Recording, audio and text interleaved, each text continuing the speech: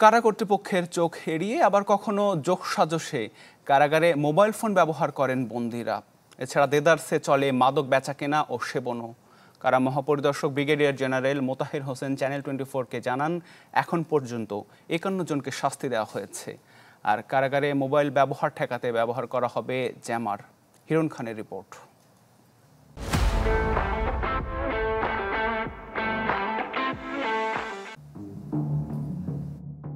বিপুল সংখ্যক mobile phone জব্দ করা হয়েছে এমন এক জায়গা থেকে যেখানে এসব ডিভাইস ব্যবহারই নিষিদ্ধ। দেশের কারাগারগুলোতে চলে এমন নানা অবৈধ কর্মকাণ্ড।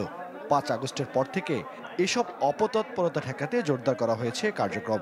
গত ৯ মাসে শুধু ঢাকা কেন্দ্রীয় কারাগারে বন্দীদের কাছ থেকে উদ্ধার করা হয়েছে ১,০০০-এরও বেশি মোবাইল ফোন। তাদের সাপ্লাই রুটগুলো বন্ধ করার চেষ্টা করছি। একটা আমাদের মেবি অসাধু কিছু কর্মচারী তাদের যোগসাজশ হয়, এইটাকে তখন এন্ট্রিটাকে বন্ধ করার জন্য আমরা কঠোর নজরদারি আনছি, যাতে এন্ট্রিতে প্রপার চেক হয়। ধরা পড়ছে কিন্তু এর পাশাপাশি আমরা আসলে কম্প্রিহেন্সিভ জ্যামিং সিস্টেম যেটা আসলে কারাগার ভিতরে যাতে কোনোভাবে মোবাইল থাকলেও যাতে কোনোভাবে কমিউনিকেট করতে না পারে, এই ব্যবস্থাটা ইনকর্পোরেট করার চেষ্টা করেছে। জেলখানায় মাদক বেচাকেনা আর সেবনও কম চলে না। এছাড়া মাদক প্রবেশের বড় রুটও চিহ্নিত হয়েছে।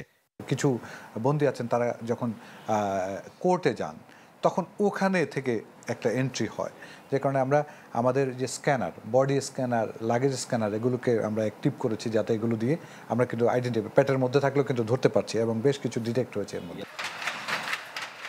মাদকসহ নানা অপরাধে কারা কর্মকর্তা কর্মচারীদের জড়িত থাকার অভিযোগ অস্বীকার করছেন না মহাপরিদর্শক।